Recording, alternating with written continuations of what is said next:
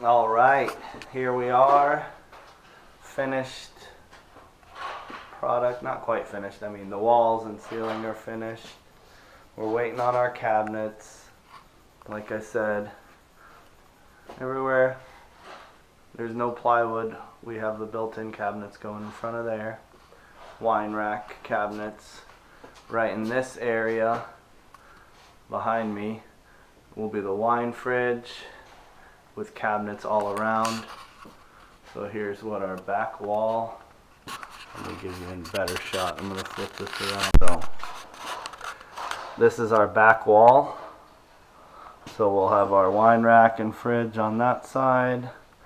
On this side we'll have wine rack there behind the door. You can see the ceiling where we framed down. Still a little bit of trim corners, I'm waiting to stain. There's the ceiling. Back wall. Once the cabinets go in, we'll add some more of that little trim detail as well.